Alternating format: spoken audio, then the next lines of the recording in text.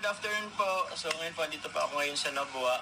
Kagagaling ko lang sa Toyota. Ngayon po, balikan lang po ako dito sa Nabua. Babalik din po ako sa Naga po ngayon.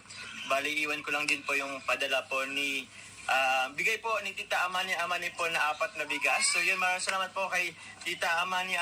Salamat po sa inyong bigay sa akin na bigas. So inatid ko po to dito sa Nabua kila Mama. Bali, 3 ang iiwan ko dito. Yung isa sa Naga dadalhin ko.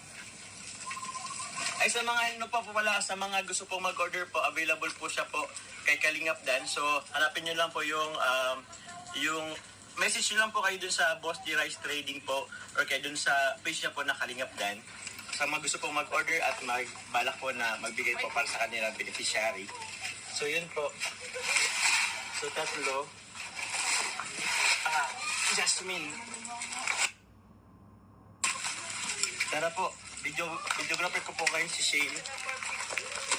Kasi wala po ng trabaho.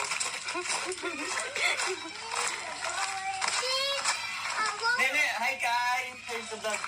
Ano siya? Hello na, dali. Hello! Ayaw? Ay, bigat. So ito pa yung aming munting bahay.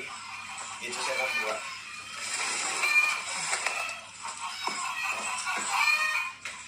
Ito ko na lang siguro. Ay! Dine!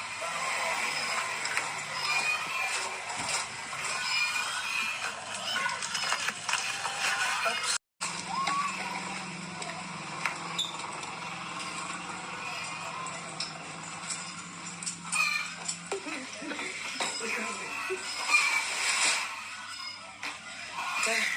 One last.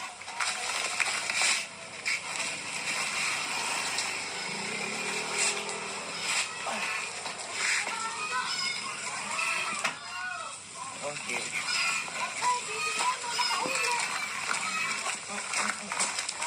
Nene, this way.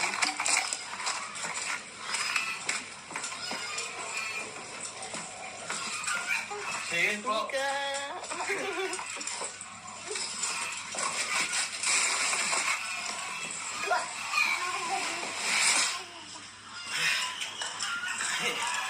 Okay.